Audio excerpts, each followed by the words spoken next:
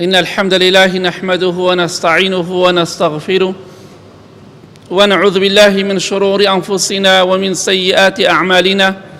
من يهده الله فلا مضل له ومن يضلل فلا هادي له، وأشهد أن لا إله إلا الله وحده لا شريك له، وأشهد أن محمدًا عبده ورسوله. أما بعد، فإن خير الكلام كلام الله، وخير الهدي هدي محمد صلى الله عليه وآله وسلم، وشر الأمور محدثاتها، وكل محدثة بدعة، وكل بدعة ضلالة، وكل ضلالة في النار. خوای گەورە میهرەبان کۆمەڵێک شتی بەنهێنی بۆ ئێمە هێڵاوەتەوە. ئەو شتانە بەنهێنی دەمێنێتەوە هەتا ئەو ڕۆژەی خوای پەروەردگار خۆی بڕیاری لەسەرەدا ئاشکرا بێت. یەکێک لەو شتانەی کە نهێنیە لەم سەرزەویە بریتیە لە دوو قەومی فەساد، دوو قەومی زۆر خراپ کە یەئجوج و مەئجوجن. یەئجوج و مەئجوج لە زۆربەی قیراءەکانیشا دەڵێ یاجوج و ماجوج. ئەمانە هەمومان کاتێکە سوورەتی کەهف دەخوێنینەوە، ذوالقەرنەین ڕەزا و ڕەحمەتی خوای لێبێ بە فەرمانی خوا حەبسیانی کرد، ئەو سەدەی دروست کرد. بە فەرمانی خوا سەدێکی کرد مەگەر خوای گەورە خۆی بزانێت لەکوێدایە، هیچ کەسێک نازانێت. هەر چەندێ تەکنەلۆجیا پێش بکەوێ هیچ کەسێک نایدۆزێتەوە، چونکە خوای گەورە دەفەرمێ فەئیذا جاء وعد ربی جعله دەکاء. هەر کاتێک فەرمانی خوا هات ئەوان سەدەکە دەشکێنن، کەواتە هەتا فەرمانی خوانەیە بە هیچ جۆرێک یەئجوج و مەئجوج ناتوانن ئەو سەدەی کە بەهۆی ئەوە حەبس کراون، سجن کراون، ناتوانن بە هیچ جۆرێک خەڵکی بیان بینێت. ئەگەر کەسێک ئینکاری ئەم شتە بکە، ئێمە دەڵێن جنۆکە لەسەر زەویە، کەس دەیبینێ؟ کەس نایبینێ. مەلائیکە بە ملیارەها و ملیۆنەها مەلائیکە لەسەر زەویە سەلامی خوایان لەسەر بێ، ئێمە دەیان بینین؟ ئەبێ ئینکاری بکرێ؟ ناشی بینی، لەسەر زەویە. دڵنیا بە ئێستا دەوری ئەم مزگەوتان هەمووی مەلائیکەیە، کەسی بینێ؟ نەخێر. ڕۆح هیچ کەسێک ناتوانێت ئینکاری بکە، لە لاشەی خۆماندایە نایبینین. بە بەرچاوی ئێمە کەسێک دەمرێ ڕۆحەکەی دەرەچێت، کەس نایبینێ، هیچ کەسێکیش ناتوانێت ئینکاری ڕۆح بکە، بە بەرچاوی خۆتەوە لە لاشەی خۆتایە. بایەکی بەهێز دێ، تۆ دەیبینی بایەکە؟ خۆ دیار نییە، بەڵام کەس دەتوانێت بڵێ بانیە ڕاست نییە. تەزوی کارەبا تۆ دەیبینی؟ ئەگەڵێ ڕاست نییە خۆ بتە دەمی بزانە ئەدگرێ نادگرێ. کەواتە ئاگاداری خۆمان بین. ئێمە نایان بینین، ئینکاری بوونیشیان ناکەین، چونکە چەندەها شت هەیە لەم سەرزەوێدا ئێمە نایان بینین و ئینکاریشی ناکەین. هەروەکو چۆن ئینکاری جنۆکە و مەلائیکە و هیچ شتێکی تر ناکەین لەم سەرزەوێدا. کەواتە ئاگاداری خۆمان بین. ئەگەر بتانێ بە سەراتەکە بخوێنەوە دەتوانن سوورەتی کەهف کە باسی ذوالقەرنەینەکە ڕەحمەتی خوای لێبێ ئالەودا باسی کە چۆن ئەم قەومە ئەوان سەدەکەیان بۆ دروست کرا لەبەر خاتی خوایش کردی، چکە وتیان ئێمە پارەت ئەدەینێ. قەومێکی تر وتیان ئەم قەومە فەسادن، یاجوج و مەئجوج، پارەت ئەدەینێ بەس لە کۆڵمانی کەرەوە. فەرمووی من پارەم ناوێ، بەس یارمەتیم بدەن، وەکو جەسەدی یارمەتیم بدەن بۆ ئەوەی کە ئەم سەدە دروستکەم و بە هیچ جۆرێک بە فەرمانی خوا ئەمانە نەتوانن بێنە سەر زەوی. واتە کە مەسم وەیە کە بڵاو بوونە بەسەر زەوی ئێمەدا، ئەگینا لەسەر زەوین بەڵام شاراون. ئێمە لەسەر زەوی نایان بینین ئێستا. خۆشەویستی خوا صلی الله عليه وسلم دەفەرمێ لە حەدیثێکی صەحیح جامع صەغیرە، ئەفەرمێ قەومی یەئجوج و مەئجوج ئەو سەدەی کە بۆیان کراوە هەموو ڕۆژێک هەوڵەدەن کونیکەن و بێنە دەرەوە. دەفەرمێ کاتێک تۆزە کونی تێئەکەن، کونێکی بچووکی تێئەکەن، ئەوەندەی کە خەریکە تیشکی خۆر ببینن. ئەم حەدیثەی پێغەمبەری خوا صلی الله عليه وسلم بەڵگەیە لەسەر ئەوەی کە ئەوان خۆر نابینن، چونکە دەڵێک نزیکە تیشکی خۆر ببینن، کەواتە خۆر نابینن بە شێوەیە کە بسکراون مەگەر خوای پەروەردگار خۆی بزانێ. ئێمە نازانین هیچ علمێکمان پێی نییە. دەفەرمێ کاتێککە نزیکە تیشکی خۆر ببینن ڕووناکی خۆر ببینن ئەو کەسێک کە سەرپەرشتیان دەکا تەمەەن زۆر ماندوو ئەبن زۆر قایمە ئەو سەدە دەڵێ با بڕۆینەوە بەیانی دێین کونی دەکەین و دێنە دەرەوە. بەڵام پێغەمبەری خوا فەرمێ صلی الله عليه وسلم کاتێک کە بەیانی دێنەوە دووبارە سەدەکە ئەو کونە گەورەکەنەوە بۆی دەرچن لێەوە دەفەرمێ خوای گەورە لە ڕۆژی پێشوو قایمتری دەکا و بەهێزتری دەکا سبحان الله دووبارە کەپسە بێتەوە چونکە فەرمانی خوای لەسەر نییە دەربچن. هەموو ڕۆژێک لەو ڕۆژەی کە سەدەکەیان بۆ دروست کراوە هەتا ڕۆژی قیامەت هەموو ڕۆژێ ئەو کونە بچووکەی تێ دەکەن بەڵام بەیانی کە دێن و کونەکە کە بزبووتەوە دووبارە گیراوەتەوە. بەڵام ئاخر ڕۆژ کە ڕۆژی دەرچوونیانە پێغەمبەری خوا فەرمێ صلی الله عليه وسلم کاتێک کە کونێ بچووکی تیا دروستەکەن لە سەدەکە دوای ماندووبوونێکی زۆر ئەو کەسەی کە سەرپەرشتیان دەکات دەڵێ بڕۆن ئینشاء الله بەیانی دێینەوە کاملی دەکەین کونەکە دەکەینەوە ئینشاء الله دەکات تەمەەن ئەو فەرمانی خوایە چەند هەزار ساڵە ئینشاء الله نەکردو بەس ئەو ڕۆژە ئینشاء الله دەکات ئەوەی کە سەرپەرشتیان دەکات. خۆشەویستی خوا فەرمێ صلی الله عليه وسلم کاتێک کە بەیانی دێنەوە وەکو خۆی ماوەتەوە کونەکە نەگیراوە ئەمجا کونەکە دەشکێ و سەدەکە دەشکێ و دێنە دەرەوە. بەڵام کاتێک کە دێنە دەرەوە تەواو بەڕاستی کارەساتێکی زۆر گەورەیە. حتى إذا فتحت يأجوج ومأجوج وهم من كل حدب ينسلون. خوای گەورە دەفەرمێ کە هاتنە دەرەوە لە هەموو بەرزایی نزمایەک و دێنە خوارەوە هیچ کەسێک ناتوانێت بەرەنگاریان ببێتەوە هیچ کەسێک ناتوانێت جەنگیان لەگەڵا بکات.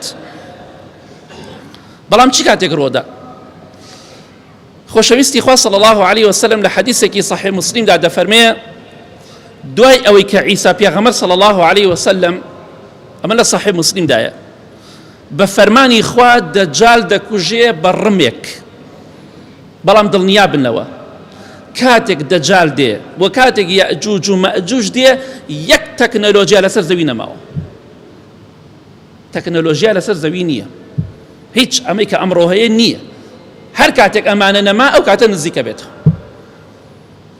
بە ڕم دەیکوژێ نەک بە تفەنگ. ئێستا باسێکین کە یەئجوج و مەئجوج شەڕ بە چی دەکەن بە ئیزنی خوای گەورە.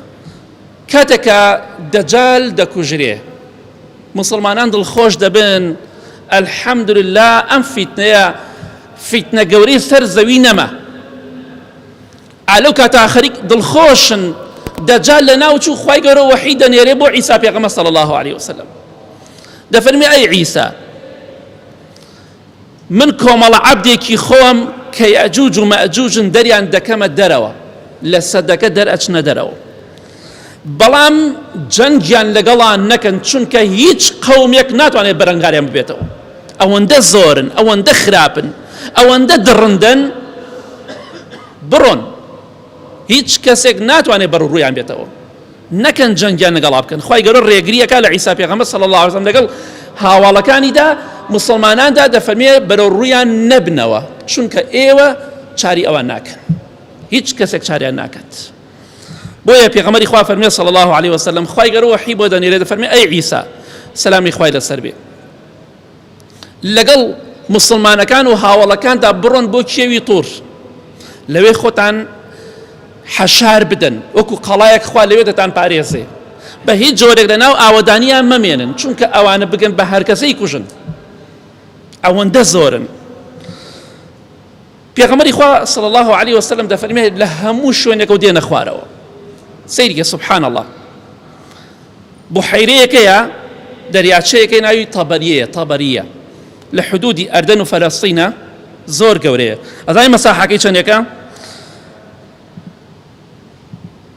بزانیت چەندێک ئەم مەساحەی ئەم بحیرەیە بڵین ئەم دەریاچە بچووکە لە چاو بەحرە گەورەکانە چەندێک مەسافەکەیت چەندی ئاوی تایە. طبعا درێژی ئەم دەریاچەیە 21 کیلۆمەترە 21 کیلۆمەتر درێژە پانیەکەی 13 کیلۆمەترە کەواتە 273 کیلۆمەتر مربع گەورەیە 273 کیلۆمەتر مربع پڕە لە ئاو. ئاخر قوڵیەکەی ئێستا 46 مەترە واتە نزیکی بەقەت 5 عامود قوڵە ئێستا حاليا ئەم شوێنە گەورەیە کە 273 کیلۆمەتر مربع ئاوەکەی قوڵێکی 46 متر ئەڕوات. پێغەمبەری خوا فەرمێ صلی الله عليه وسلم هەل لە صحیح مسلم دایە ئەفەرمێ سەرەتاکەی بەناو ئەم دەریاچەدا دەڕۆن، دەریاچێکی ئاوا گەورە ئەڕۆن بەناویدا ئاوەکە دەخۆنەوە ئاوەکە دەخۆنەوە. ئەوەندە زۆرن کاتێک کە کۆتایی یەئجوج و مەئجوج دێ کۆتایەکەیان دێ ئاوەکە هەمووی کۆتایی پێ دێ. سبحان الله ئەو ئاوە هەر هەمووی دەخۆنەوە. ئاخر کەسیان کە دێت کۆمەڵی ئاخریان دەڵێن ئەمە کاتی خۆی ئاویتیا بووە، کاتی خۆی ئاویتیا بووە. سبحان الله دەریاچەیەکی ئاوا هەمووی دەخۆنەوە، ئەو بەرگیان ناگری، خواردن بەرگیان ناگرێ، هیچ شتێک بەرگیان ناگرێ. ئەوەندە زۆرن دەریاچەیەکی ئاوا وشکەکەن. کۆتای سپاکە کە کاتێک کۆتای سپاکەیان دێ ئەڵێ کاتی خۆی ئەمە ئاویتیا بووە. بۆیە هیچ کەسێک ناتوانێت بەرەو ڕوویان بێتەوە ئینە یەئجوج و مەئجوج مفسیدون فی الأرض. ئەوانە خوای گەورە دەفەرمێ لەسەر زەویە فەسادی بڵاوەکەنەوە، هیچ شتێک نایەڵن، تەڕ وشک هەمووی لەناو دەبن. خوای گەورە بمان پارێزێ یا ڕەبی. بۆیە پێغەمبەری خوا فەرمی صلی الله عليه وسلم ئەوان ئاو وشکەکەن، ئاوەکان وشکەکەن، هەموو ئاوەکان دەخۆنەوە. ئەگەر بێت و دەریاچەیەکی ئاوا بەرگەیان نەگرێ هەمووی بخۆنەوە بەشی هەموویان نەکە ئەبێ کانی و ڕووبارەکان چۆن بەشیان بکات. ئەمە فیتنەیەکی زۆر گەورەیە 100% باوەڕمان پێێتی لەسەر ئەم زەوێدا ڕوو ئەدات. بەڵام چی کاتێک فإذا جاء وعد ربي هەر کاتێک فەرمانی خوا هات ئەو کاتە ڕوو ئەدا و هەر چەندێک غەرب پێش بکەوێ 1 ملیۆن و ملیارێتر ئەوەی پێشکەوێ ناتوانێت بیان دۆزێتەوە حتا خوای گەورە فەرمانەکە و دەرنەچن. یا ڕەبی خوای لە گوناهەکانمان خۆشبی لە فیتنەی دەجال و یاجوج و ماجوج و هەموو خەڵکێکی خراپمان پارێزی یا ڕەب العالەمین. ئامین ئامین.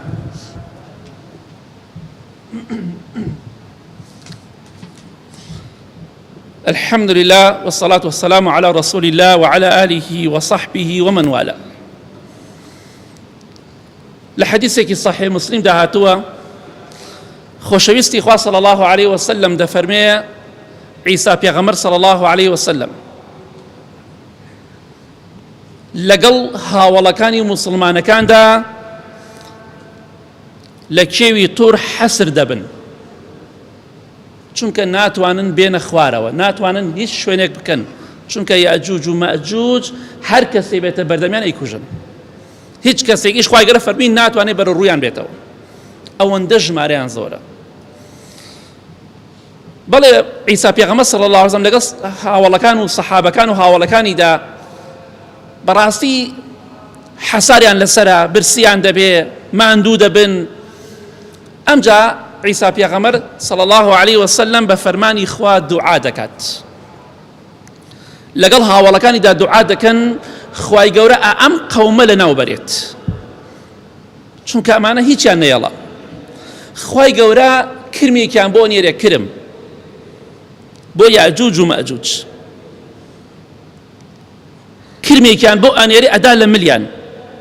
ئەو کرمە پێڵەن نەغەف، نەغەف کرمێکە لە لوتی حوشتر و مەڕا هەیە، لە ناو لوتی حوشتر و مەڕایە. کرمێکی ئەبێ ناو لوتی حوشتر و مەڕا بێ بە چی بێ؟ چەندی لاوازە. سبحان الله خوای گەورە بە زەعیفترین مەخلوقی خۆی کرمێک لە ناو لوتی ئاژەڵایە، ئەو کرمەیان بۆ دەنێرێ بۆ قەومی یاجوج و ماجوج کە لەو پەڕی قووەتان، هیچ قووەتێک نەبووە لەسەر زەویا بەقەدەمان بە قووەت بێ، بەڵام ئەو کرمەیان بۆ دەنێرێ خوای گەورە کە کرمی حەلەزۆنی پێڵێن ئەمڕۆ. سبحان الله خوای گەورە قودرەت و دەسەڵاتی چەندێ زۆرە. لەو حیوانە زەعیفەدا، لەو ئاژەڵە زەعیفەدا کە کرمێکە لە گیانلەبەرێکی ئاوا زەعیف و لاوازدا بەهێزترین و بە قووەترین قەومی سەر زەوی لەناو دەبات. سبحان الله لێیان دەدات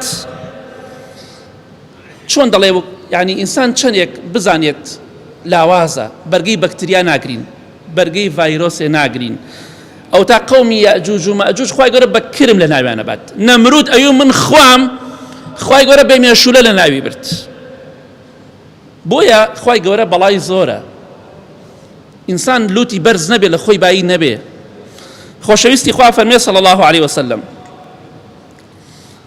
کاتێککە لێیان ئەدات هەر هەمویان بە یەکەوە دەکوژێت، یعنی یەک نەفەر چۆن نەمرێ، مرۆڤێک چۆن نەمرێ، یەک نەفەر هەموو یاجوج و ماجوج بەهۆی ئەو کرمەوە لێیان ئەدا و هەمویان وەکو یەک نەفەر ڕۆحیان دەرەچێت، هەر هەمویان دەمرن کە قووەتەکەیان و دەسەڵاتەکەیان و زۆریەکەیان بێوێنەیە، ژمارەیان لە حەد بەدەرە، هەموو زەوی داگیرەکەن. سبحان الله. خی گەورە هەمویان وەکو یەک نەفەر لەناوە، یعنی بە چرکەی هەمویان لەناو دەچن بەهۆی ئەو کرمەوە. بەڵام با بزانین دوای چی ڕوەدا. لە حەدیثەکەی صحیح مسلمدا خۆشەویستی خوا صلی الله عليه وسلم باسی کرد کاتێکە خی گەورە دوعای عیسا پێغەمبەری قبول کرد صلی الله عليه وسلم، لەگەڵ مسلمانەکانە دوعایان کرد و خی گەورە یاجوج و ماجوجی لەناو برد، هەمویان بەیەکەوە بە چرکەیەک مردن. ئەمجا سبحان الله کاتێککە دێنە خوارەوە لە کێوی تۆر تەواو یاجوج و ماجوج کۆتایی پێات. بەڵام کاتێککە دێنە خوارەوە خۆشەویستی خوا فەرمێ صلی الله عليه وسلم شوێنی بستێک نییە، بستێک لەسەر ئەم زەوێدا، بستێک ئیلا جەنازەی ئەوانی تیا کەوتووە بۆ بۆگەنی ئەوانی تایە، بۆگەنیان کردووە، هەم بۆنی ئەوان هەموو سەرزەوی داگیر کردووە، شوێنێک نەماوە بۆنی ئەوانی جەنازەی ئەوانی لێ نەبێ، تەرمی ئەوانی لێ نەبێ، چونکە دەڵێ وەکو سن و کیسەڵ هەر لەوانین زۆرێکیان، هەر زۆرێکان لە حەد بەدەرە. سبحان الله. ئەمجا عیسا پێغەمبەر صلی الله عليه وسلم تەماشاکە ڕێگا نەماوە، هەمووی جەنازەیە، بۆنێک دێ بۆنی جەنازە دێ، بستێک نییە بۆنی جەنازە و جەنازی تیان نەبێت. سبحان الله. یا بۆنەکەی دێ یا جەنازەکەی. ئەمجا عیسا پێغەمبەر صلی الله عليه وسلم لەگەڵ هاوڵەکانیدا لەگەڵ مسلماناندا دوعا دەکەن خوایە گیان ڕزگارمان کەن لەم بۆن و جەنازانە، خوای گەورە باڵندەیەکیان بۆ دەنێرێ. سبحان الله. ئێمە چین هەتا لە خۆمان بایی بین؟ ئێمە چین بەرامبەر دەسەڵاتی خوا ببینەوە؟ لەم سەرزەوێدا کارەسات ڕۆدا، کارەساتی زۆر گەورە. ڕۆژێ دی ئەم سەرزەوێ بۆگەنەکە بۆی جەنازەی یاجوج و ماجوجەوە، خی گەورە باڵندەیەکیان بۆ دەنێرێ. پێغەمبەری خوا فەرمێ صلی الله عليه وسلم وەکو ملی هوشتر گەورەیە، ملی هوشتر چەندێک گەورەیە، ئاوا باڵندەیەکی گەورەیە، چۆن دەڵێ وەکو داڵێک شتێکی گەورە، باڵندەیەکی زۆر گەورە. خی گەورە ئەو باڵندەیان بۆ دەنێرێ، هەر هەمویان باڵندەکان هەڵیان دەگرن، جەنازەکان تەرمەکان هەڵەگرن، ئەمجا لە هەر شوێنێ خوا فەرمانیان پێکا لەوێ فڕێدن، هەمویان فڕێدن. بزانە چی شوێنە خوا فەرمانیان، چونکە بە فەرمانی خوا دەڕۆن. ئەبێت چەند ملیار و ملیۆن باڵندە بێتە سەر ئەم زەویە، جەنازە و تەرمی یاجوج و ماجوج هەڵگرێ. چی کارەساتێکە، هەر بەدەم خۆشە. ئەم باڵندانە بە فەرمانی خوا هەڵیان دەگرن و لەو شوێنێک کە خوا فەرمانی پێیان گرت فڕێ ئەدەن، چونکە ئەوانە هیچ ڕێز و حرمەتێکیان لای خوا نییە، فڕێیان ئەدەن، بەریان ئەدەنە خوارەوە بۆ ئەو شوێنێک کە خوا فەرمانیان پێکات. ئەو جا پێغەمبەری خوا فەرمێ صلی الله عليه وسلم خوای گەورە بارانێک دەبارێنێ، دوای کە سەر زەویان پاک کردو باڵندەکان جەنازە نەما، هەمووی لە شوێنە کۆکرایەوە، ئەمجا خوای گەورە بارانێک دەبارێنێ، هەموو سەر زەوی پاک دەبێتەوە، بۆ نامێنێ، خوێن نامێنێ، هیچ شتێک نامێنێ، سەر زەوی پاک دەبێتەوە. لەو قەومە فەسادە، ئەو قەومەی کە ئەمڕۆ حەبس کراون، سجن کراون. لحديثك صحيح جامع صغيرة هاتوها خوشويستي خوا صلى الله عليه وسلم باسي لخوبايبوني ام قوم دك ام قوم زور لخويان باين چونك هیچ کەسێک بەرەو ڕوویان نابێتەوە، هیچ سوپایەک هیچ هێزێک نییە بەرەنگاریان ببێتەوە. خۆشەویستی خوا فەرمی صلی الله عليه وسلم ئەوەندە لە خۆیان باین و لووتبەرزن یاجوج و ماجوج، تیرەکان ئاوا ڕووی لەسەر زەوی خەڵ نەما هەمویان کوشت. ئەمجا ڕووی تیرۆکەوانەکان ئەنەکەنە ئاسمان، تیرەکان ڕوویەکەنە ئاسمان ئەیتەقێنن. کاتێککە سبحان الله تیرەکان دێتە خوارەوە، پێغەمبەری خوا فەرمێ صلی الله عليه وسلم خوێنی لێ ئەتکێ، وەکو فیتنەیە خوای گەورە ئەویان بۆ دەکات. تیرەکان بەرەو ئاسمان دەهاوێژن، کاتێککە تیرەکان دەگەڕێتەوە خوێنی پێوەیە، قەترە خوێنی لێ ئەتکێ. ئەڵێن چی؟ ئەڵێن قەهەرنا ئەهل الأرض وعلونا ئەهل السەما. ئێمە زاڵ بووین بەسەر خەڵکی سەر زەویدا، زاڵ بووین بەسەر خەڵکی ئاسمانیشە، زەوی و ئاسمانمان داگیر کرد.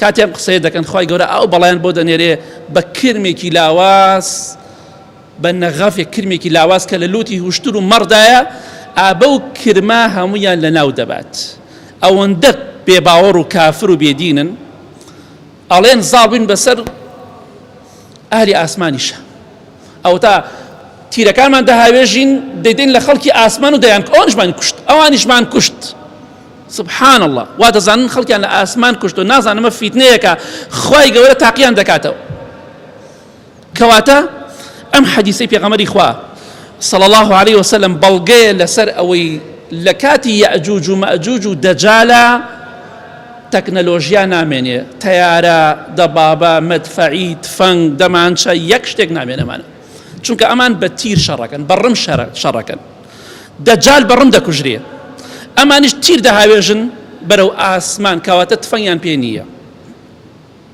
ئەمە حەدیثی دووەم کە لە صحیح جامع صغیر هاتە خۆشەویستی خوا فەرمێ صلى الله عليه وسلم مسلمانان لە دوایەوەی کە یەئجوج و مەئجوج لە ناوچوون تەرمەکانیان برا بۆ شوێنێکی نادیار بەڵام شوێنەواریان هەردەمێنێ شوێنەوارەکەیان چییە؟ ڕمەکانیان تیر و تیرۆکەوانەکانیان قەڵغانەکانیان هەمووی دەمێنێت پێغەمبەری خوا فەرمێ صلى الله عليه وسلم مسلمانان 7 ساڵ بە شوێنەوار و ئاسەواری ئەوان بە تیرەکانی ئەوان کە لە دار دروستکراوە ئەو شتانەی کە لە دار دروستکراوە دەسووتێنرێ 7 ساڵ مسلمانان دەیسووتێن و چێشتی پێکەن و خواردنی پێکەن ئەمجا تەواو بێ 7 ساڵ بە ئەسلیحەکان و چەکەکانی ئەوان ئەوەی کە دەسووتێ ئەوان ئاگری پێ دەکەنەوە خواردنی پێ دروست دەکەن ئەمجا کۆتایی پێدێ کەواتە ئەوان بە ڕم بە شمشێر بە تیرۆکەوان بە قەڵغان شەڕەکەن و مسلمانانیش دیارە غاز و شت بە هیچ جۆرێک تەباخ و غاز نییە چونکە ئەوان ئاگر دەکەنەوە کەواتە تەکنەلۆژیا نامێنێ ئەمڕۆ لەو پەڕی قوتە ڕۆژێک دێ وەکو پێشووی لێ دێت بەڵام چی کاتێکە خی گەورە خۆی دەزانێ ئێمە باوەڕمان بە حەدیسەکانەیە خی گەورە بیەوێ بە یەک چرکە بە کونفەیەکونی هەموو سەرزەوی عاتڵەکات کارەبا نامێنێ کە کارەبانە هەموو شتێک کۆتایی بێت هەموو تەکنۆلۆژیای دەوەستێ خی گەورە بێ بە چرکەیەک هەرچی نەوت و بەنزینی سەرزەوی ژێر زەوی هەمووی وشکەکات ئەو کاتە چی قیمەتێکی دەبا بۆ تیارە چی قیمەتێک ئەگەر نەوت و بەنزین نەمێنێ بۆی ئێمە نازانین خی گەورە چۆن ئەم تەکنۆلۆژیای ناوەدات ئێمە نازانین ئیشی ئێمە نییە بەڵام دڵنیاین 100% نامێنێت بۆی ئینشاڵڵا کە باسمان کرد ئەمڕۆ ئەوەیە بۆیە پێغەمبەری خوا فەرمووی صلى الله عليه وسلم سوێن بەو خوای کە گیانی منی بەدەستە ئەمە لە صحیح جامع صغیرەیە ئاژەڵەکانی سەر زەوی لە گۆشت و لە خوێنی یەئجوج و مەئجوج هەمویان قەڵەوە بن و تێرە بن پێشەوەی کە خی گەورە باڵندەکان بنێرێ ئاژەڵەکانی سەر زەوی تێرە بن لاشەی ئەوان لاشەیان دەخۆن هەمویان قەڵەو دەبن کەواتە ئەوان مرۆڤن بەڵام دڕندەترین و خراپترین مرۆڤن لە دوای دەجال یەکسەر ئەوان دێن ئیتر چەند ڕۆژی پێچێ خوا ئازانێ ئەمە فیتنەیەکە لەسەر زەویان ڕوەدا ئەمە حیکایەت و بەسەرهاتێک نییە ئەمە بۆی کە بە خۆمان دابچینەوە لە خۆمان بایی نەبین خوا دەسەڵات و عەزەمەتی زۆر گەورەیە هەر شتێک بیەوێ دەیکات هیچ وڵاتێکی زلهێز ناتوانن بە فەرمانی خوا هەناسەیەک بدەن هەموو شتێ بەدەستی خوایە بۆیە فەئیذا جاء وعد ربی جعله دەکا هەر کاتێک فەرمانی خوا هات ئەوان دێنە دەرەوە و ئەوەی کە باسمان کرد بە کورتی ئەوە چەند شتێکی کەمە خوا دەزانی ئەوان چیتر لەسەر زەویا دەکەن اللهم اغفر للمؤمنين والمؤمنات والمسلمين والمسلمات الأحياء منهم والأموات من أهل السنة والجمعة والجماعات يا ربي خوايا شفای نەخۆشەکان من بدەی بە تایبەتی ئەوانەی داوای دوعای خێریان کردووە یا ربی خوايا ئەوانەی لە ماڵ و لە نەخۆشخانەکان کەوتون و نەخۆشن خوايا شفایان بدەی خوايا گیان ئەوانەی حاڵیان خراپە حاڵیان باشکە یا ربی خوايا هێمنی و ئارامی وڵاتمان بپارێزی خوايا گیان لە شەڕ و فیتنەی خەڵکی خراپ بە دوورمان کەی خوايا گیان هێمنی و ئارامی بەسەرمانە بڕژێنی یا رب العالمین خوايا گیان لێمان خۆش بی بە بەهەشتی پانوبەرین شادمانکەی لەم فیتنە گەورانە بە دوورمان کەی یا رب العالمین خوايا گیان بە ئیمان و بە تەقوا و بمانژێن و بمامرێنە آمين آمين آمين وصلى الله على محمد وآله وصحبه أجمعين